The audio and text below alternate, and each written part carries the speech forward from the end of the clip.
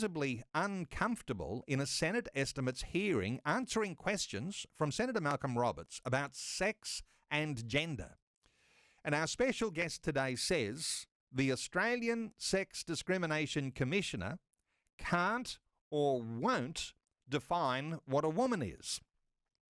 Well, we're returning to conversation today, contrasting the biblical, biological truth about sex and gender with the prevailing confusion to the highest levels in our land. And we're asking your thoughts on how to fix it. Well, our special guest today is Kirralie Smith, who is, I might say, the reigning Australian Mother of the Year. Kirralie leads the organisation called Binary. She's one of the very courageous women standing up to the rampant campaign to de-gender Australian society. And we'll get into this conversation because girls and women tend to be the biggest losers in all of that. Perhaps the whole nation is a loser, but girls and women specifically vulnerable in this issue. Kirralie Smith, a special welcome back to 2020. Always great to speak with you, Neil. Kirralie, let's start with last week and the status of confusion that prevails in Australian bureaucracy around this issue of sex and gender. What do you recollect from that exchange with Senator Malcolm Roberts? Look, it was an episode straight out of a sitcom like Yes Minister. It was hilarious, but tragic at the same time.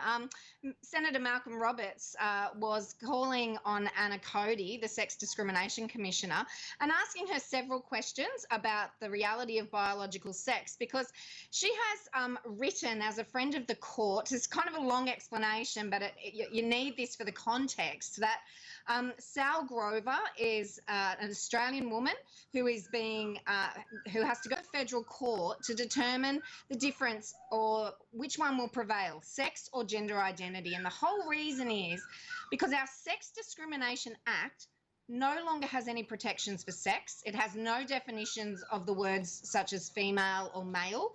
And it's being used as a weapon of lawfare now against women who defend women's sex-based rights. So here we have last week the female Sex Discrimination Commissioner, Anna Cody, who has written to the court to say that sex is not a biological concept, which is just mind-blowing and staggering in the nth degree. And that all comes out of Julia Gillard's government in 2013, removing the definitions of sex, male and female, from the Sex Discrimination Act. So Malcolm Roberts drilled down on Anna Cody and asked some more questions about what she meant by that. And she was unable to explain, one, what the definition of sex was, two, what the definition of male or female was, and made some incredible statements about those things to a Senate estimates hearing. Now, when we talk about the Sex Discrimination Commissioner, I mean, this department is really, I guess when you boil it all down, it's about women who were feeling like they were losing their rights, and how do we get back levels of equality with male? And you are saying, well, this is a little bit strange, isn't it? Because the woman who is at the helm can't define what a woman is. Give us your insights here, Kirralie. Well, that's correct. So in 1984, the Sex Discrimination Act was passed as legislation, and it was to protect women and to give more equality in Australia. We'd already had the vote by that stage, but there were still inequalities that needed to be rectified, and there need to be protections for women and girls in the workplace, in education, in sport, and so on. But that was all undone within a number of years, and now we're seeing in 2024 that males are playing in female sports. They're entering our change rooms, they're taking our awards, they're appropriating stereotypes of being female, and our rights are being erased right before our very eyes, and it's all done legally because there are no protections in law for women's sex-based rights. You know, I'm going to be asking listeners for solutions today, and there might be some who want to call in and be a part of our conversation. Let me just get the ball rolling here. I think one of the solutions might be that if we make Kirralie Smith the Sex Discrimination Commissioner, you never know. I mean, someone might think, let's take that to a new level. And just a thought that goes through my mind. But when we're talking about solutions, listeners might like to have their say. 1-800-316-316. I do want to open our talkback lines. We'll take calls as they come through. If you've got some solution-oriented way that you can address this, you might have a question, you might have a comment. Those are welcome too. And look, you might even have a critique for our conversation. So 1-800-316-316. You mentioned a court case that's coming up. As I understand, it's called Tickle and Giggle, or Tickle versus Giggle. Now, that's a catchy little name that I think listeners might remember, and it might be something to follow along. So what's the effort here in this case? Look, it is very memorable. It is Tickle versus Giggle, and it's Roxy Tickle, a man who identifies as a woman, who wanted access to the Giggle for Girls app, which is run by Sal Grover. And Sal, on her app, it's for females only. It's a space where women can discuss issues. They could find rental partners. They can discuss business, dating, all the rest of it. And it was supposed to be a safe space just for females. Sal and the app excluded males from that app, and Roxy Tickle has taken exception to that, and so now it's been escalated to the federal court because in law that says that you can't discriminate against someone according to their sex, or gender identity. But the problem is that sex and gender identity are in direct opposition to one another. Sex relies on biological reality, male and female, to exist, whereas gender ideology denies biological sex, male and female. And so it's going to the federal court, and it will all boil down to which one will prevail, which one has precedence in law. And it's going to be a very interesting case to watch. But it's one that we desperately need Sal Grover to win because sex matters. And can I just say to you, Neil, that I'm not a feminist. I'm not someone there saying that women are better than men and that we should have all these rights and our own things at the exclusion of men. What I'm saying is that there are protections. Male and female were created equal before God. We have different roles that are really, really important to observe and acknowledge, that we have equal worth before God, but different roles in how we conduct ourselves in life. And I think that's an important point to make. But it's so important to realise that women and girls are vulnerable, and we do need protections under law from, males who may want to do the wrong thing. Let me ask you a sensitive question, and of course we have all good respect for our judiciary, but with a case like this, how much do you think the outcome might depend on who is on the bench at the time? Look, I honestly don't know, Neil, but what I do know is that there are already many judges and magistrates in Australia, that they will call a male she, miss, or her. They will refer to men as women, and it makes it really difficult to have confidence in the courts when, we have to swear on the Bible or take an affirmation to say that we'll tell the truth, whereas these judges and magistrates are already appeasing these men by referring to them as females. So it's really difficult. I don't know. I don't have a lot of confidence, but let's hope that we get a great judge at the federal court level who can adjudicate this reasonably. I said we're looking for solutions, and I opened the talkback lines. Let's take a call. David is in Ballina in New South Wales. Hey, David, welcome along.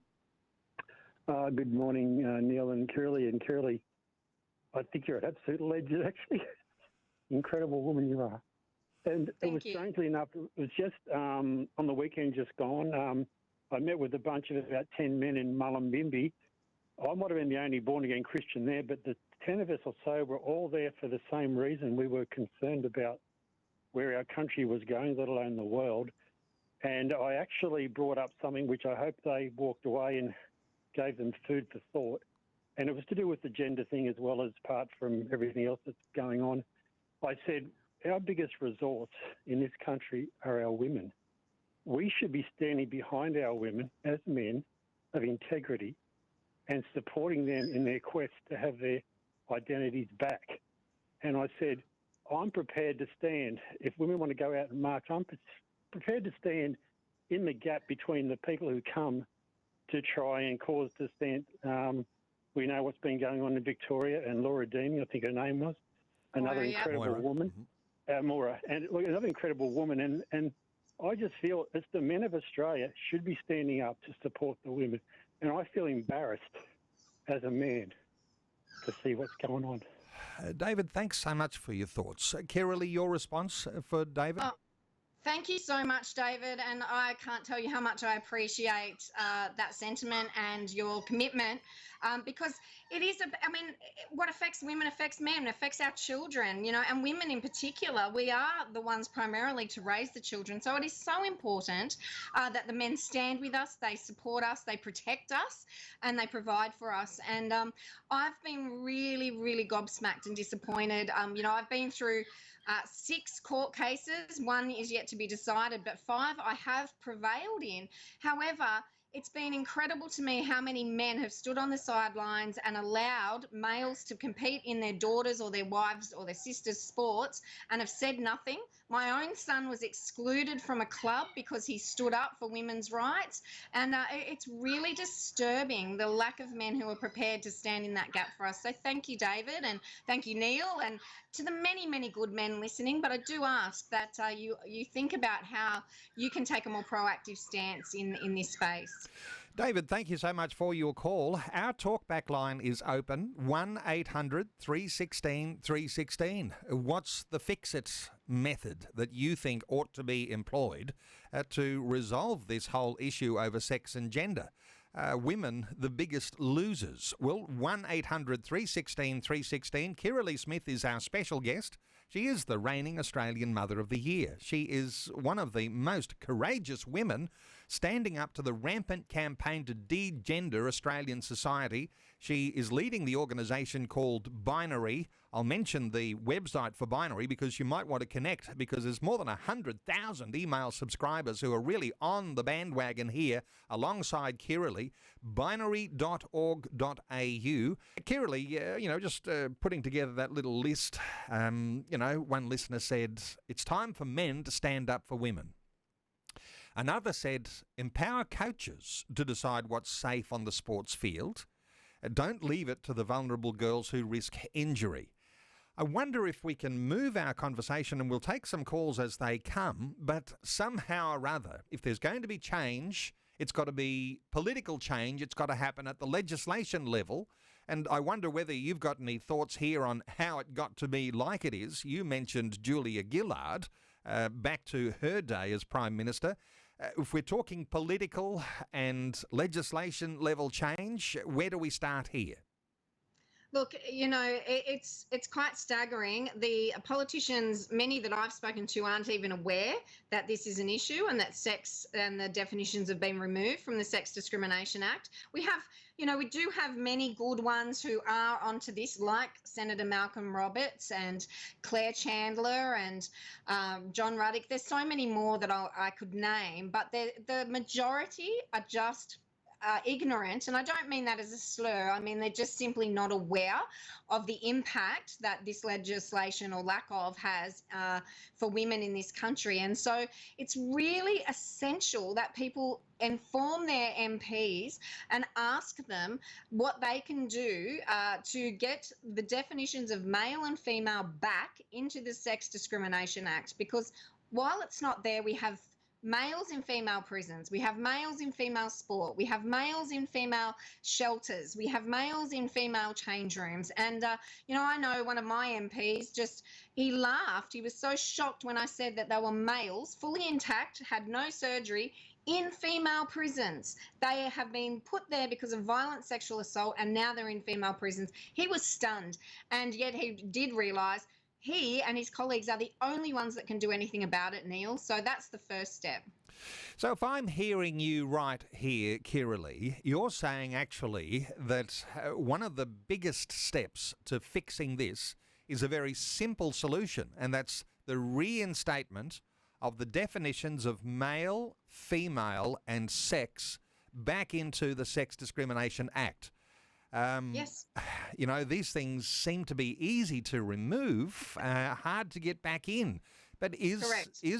What would happen if we had a courageous government that would actually reinsert those? What would happen, do you think? Look, I think it would. It would solve a great, 90% plus of all the issues that we're facing today and the problems that we have. Because, until the end of last century, there were no issues with these things. There were people who cross-dressed or identified differently, and that's fine. But it's the imposition now that we all have to go along with this lie. We all have to accept males in female spaces. That's the problem. And so by putting those definitions back in, we put the protections back on women and girls in all areas, spaces, services and sports. And then we can offer support and compassion and grace to those adults who want to identify as something other than what they are. And we can protect children from, we haven't talked about that yet today, but you and I have talked about it several times before, Neil, that it's the children who are at greatest risk here because they're being put on medicalised pathways, all because they're told that they can change their sex, which is an outright lie. It's deception. They can't. No amount of drugs, no amount of surgery will change a person's sex. And so we need to get these definitions back into law, and then we can deal with all of the problems that have arisen while it's been out of law. Well, listeners might like to have their say. You might even want to argue with it. That's okay. 1-800-316-316. Let's take some calls. Charlotte is in Perth, WA. Hi, Charlotte. Welcome along. Hi, guys. How are you? Good. Charlotte, what are your thoughts? Yeah, good.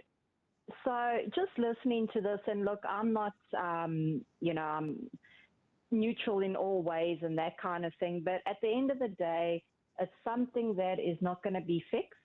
I think it's the new way things are going. And if we can't fix it, obviously get a solution.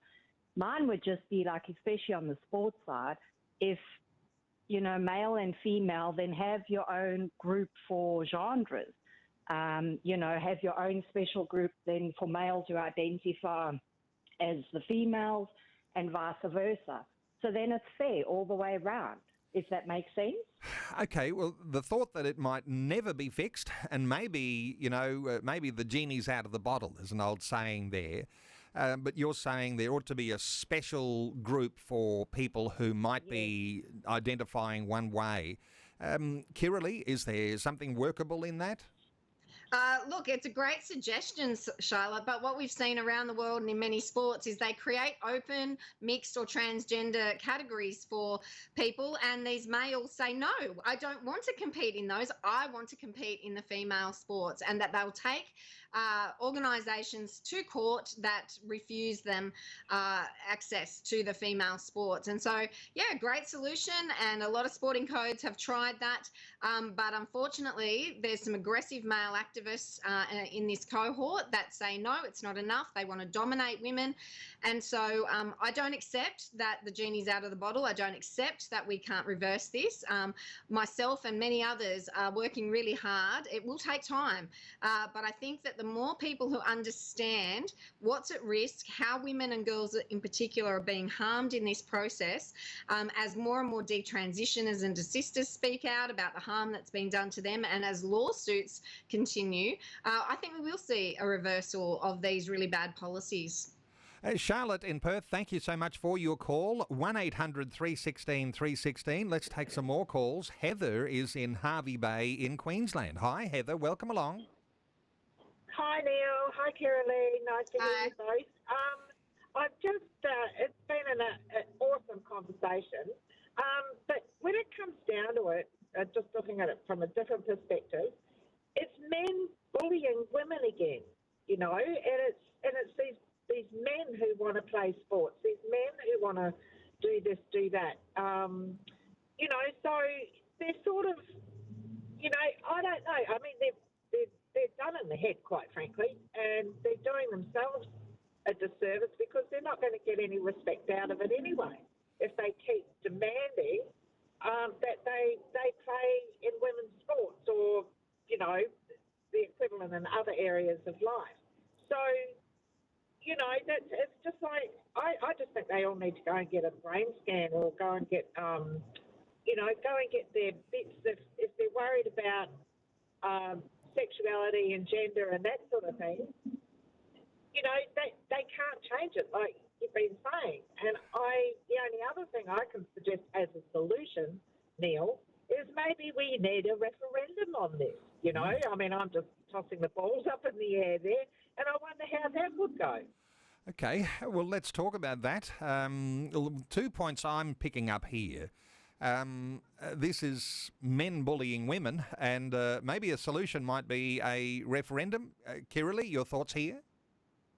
Look, I have heard, thanks for those comments and questions, Heather. I've heard people say a referendum, but we all know that it would definitely, we would succeed or they would fail because most common sense Australians, we're all either male or female. We all have mothers, fathers, brothers, sisters, children that we want to protect. And so I can't see any government being prepared to go to a referendum on it. But I can see government being pressured enough if people speak out and say enough is enough. I really do believe that most politicians are very concerned about numbers and the votes that they will get at election time. And so we all need to be very vocal and informing our politicians that if they refuse to protect women and children's rights, they will not get our vote.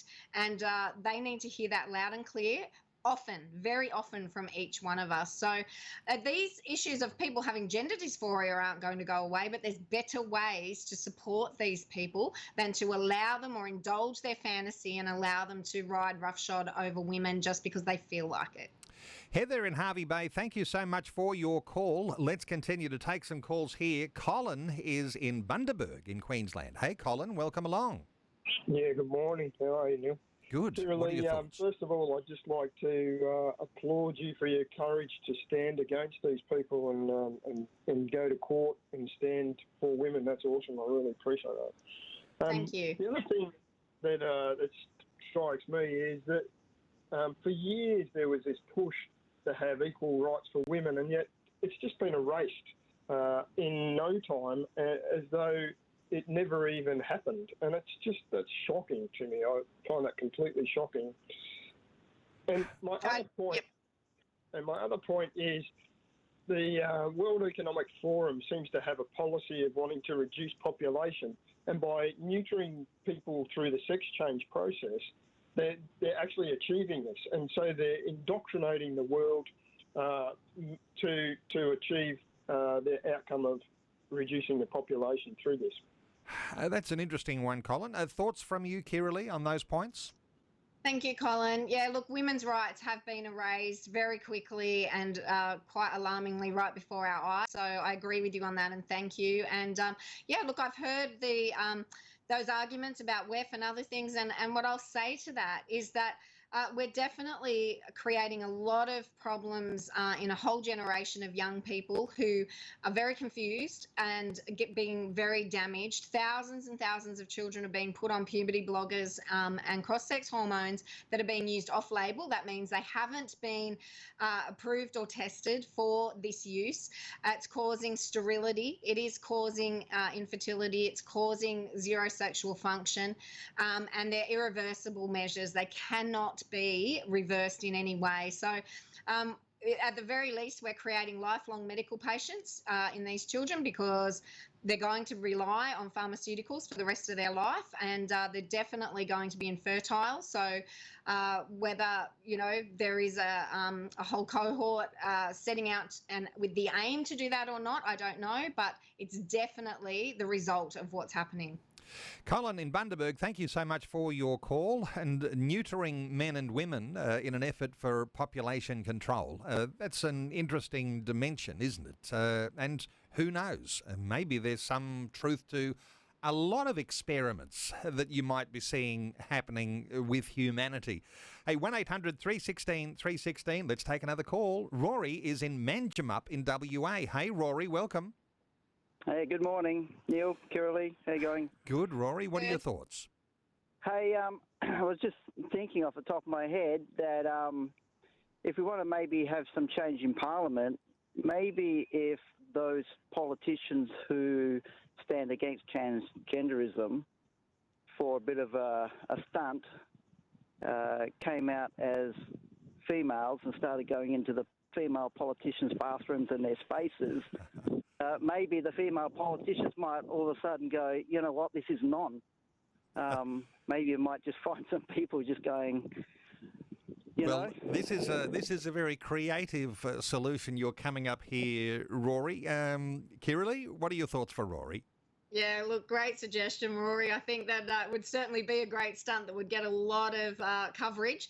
Let me say that there are a number of politicians that have done exactly that in the UK and in European countries. And, they did get a lot of attention. Unfortunately, it didn't necessarily get the desired results yet, but it certainly raised awareness for people. And, one of the things that we were suggesting last year was that, okay, if men can register in sporting teams as women, why not get entire teams of men to go and do that? We say don't play, don't actually injure the girls, but take the field just as a stunt, take the field, take the court, whatever it is, whatever the sport is. But if you've got a whole lot of men who of all different ages, sizes, shapes, backgrounds, who sign up as women, I think that would also have the desired effect. So I think we do need to think creatively, think outside the box, and we need to keep raising awareness, because the reality is when people understand what's at stake, their eyes are open very quickly and they are usually on side.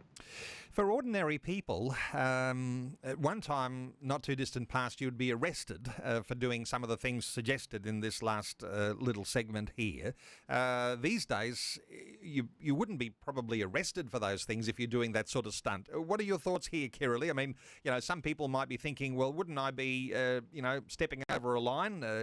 If I did that, would that be legal? Any thoughts here on being creative? If there are listeners who are thinking, well, I need to do something in my town about sports competitions or the like, what are your thoughts here about doing a stunt and being legal in that? Well, look, I mean, the law says that you can identify however you like, pretty much, in most states of Australia, and so in one sense, go for it. But it could lead to if it leads to violence or harming someone, then that's absolutely unacceptable and should not go down that path. But I would hope that before that needs to happen, that people would, as I said, either get together in groups and approach your sporting club or approach your local MP or go to the council meetings. There's a lot of other creative things. I know of many parents that have taken books off the shelves in the youth section, tried to read them at council meetings, and the councillors have been so shocked by the content that they've asked them to stop reading, and that makes a point. So there's a lot of different things we can do. Please, contact me at info@binary.org.au for more suggestions. But more than anything, make sure that you do it in numbers, you do it respectfully, that you never harm anyone. But yes, be as creative as you like. And I think there's always merit in making fun or mocking some of these ludicrous policies that are in place. Let me just go through the list as we've got it so far. What would the solutions potentially be? Men, stand up for women. Empower coaches to decide what's safe on the sports field. Don't leave it to the vulnerable girls who risk injury. Get a separate trans competition, somebody suggested. Take it to a referendum, another person said. Another one said in a stunt, male politicians dressing as women and using women's toilets. Another stunt, get a whole team of men to take to the field against a women's team. And then this whole thought of making a mockery of the laws, respectfully and without harm, but in whatever you can do creatively to make a mockery of ridiculous laws. Hey, I'm just going to take one more call. Alex is in Melbourne. Alex, your thoughts? Oh, yes, Neil. I think I heard Kirralie say that the description was written before. I'm just interested to hear how it was written. Description as in? Well, the difference between male and... right, okay. Yes, so in the Sex Discrimination Act, definitions male, female and sex. Kirralie, a thought here for Alex? Look, Alex, I'm sorry, I don't have at my fingertips right now the exact wording of those things, but there were definitions that related to our biology. So whether it's chromosomes or our reproductive system, it was born out of what we've, always accepted of what a male is and what a female is. But those words, I think woman was in there as an adult human female and man was in there as an adult human male, understanding that male and female are the biological terms that refer to our bodies, not our minds or our feelings. And so that's what needs to be reinstated. Okay, Alex, thank you so much for your call. I'm going to put a line under calls now, and there's been some great suggestions that have come over this past hour, and certainly a conversation we can return to sometime. Just in these final few minutes, Kirralie, come back to this political solution and where it comes to legislation, and you've suggested here, actually, there may be a simple fix. As we were just talking, reinstating definitions of male and female and sex back into the Sex Discrimination Act. How do you, in your local community, take this message to those politicians that you are going to be electing at an election coming sometime soon? How do you approach that?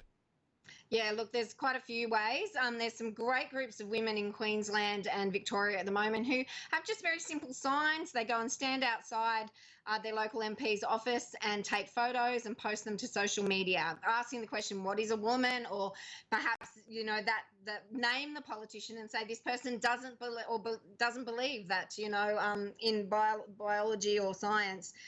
And so make it public. Try and take groups to meet with these politicians. Don't just send them emails, because many of them won't read the email. But again, strength in numbers. Get a mothers group together, get your school parents together, get the sporting club together, whatever it is, and make a public demonstration. We've got International Women's Day coming up in March, where you could, in your town, host a luncheon or a breakfast, go down to the local park, make some signs, start some conversations with people in a busy area, and let them know, because again, I just don't think people understand the gravity of this situation. And so politicians have to have the appetite to want to change it in the first place, and they'll only get that appetite to change it if they're informed, one.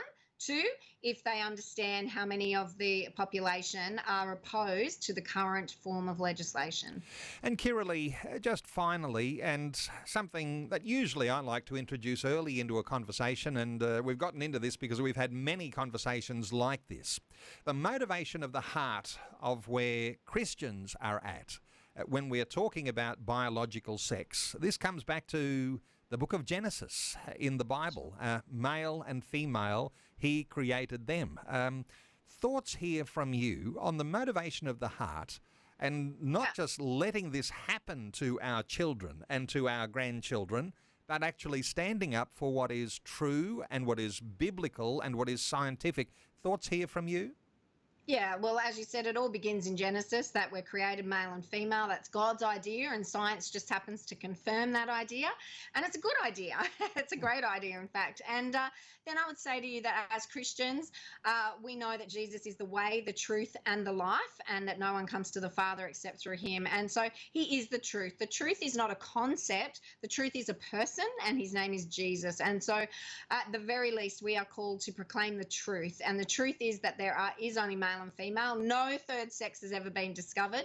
Feelings are one thing, but reality is another. And the reality is there is only male and female. And in all of that too, we know that the Bible says, has a lot to say about liars and what happens to liars, and it's not good. Go and look it up if you're not sure. And it also tells us that those who are prepared to lead little children astray, that it's better for them to have a millstone tied around their neck and they be cast into the sea. And so at the moment in Australia, so many medical practitioners, parents and teachers are leading little ones astray by lying to them and deceiving them into thinking that they can change their sex. And Jesus says that's not on. We should not be lying to or deceiving our little children. So it's a very serious matter. This isn't just about feelings or someone putting on a dress. This is about the life, the identity of young ones that are being brought up in our culture, and we need to stand in the gap for them, and we really do need to protect them. So I think as a Christian, we need to hold the truth in the highest esteem because his name is Jesus. We need to not partake in lies and deception, and we need to be courageous, bold and courageous, and stand up for the truth, even when it's hard, because we're told that blessed are we when we're insulted or persecuted for his name's sake. Well, I wouldn't like the thought that any listener would miss an opportunity to support the good work that you're doing, Kirralie, and leading by example. And 6 court cases, 5 resolved, still another one to go.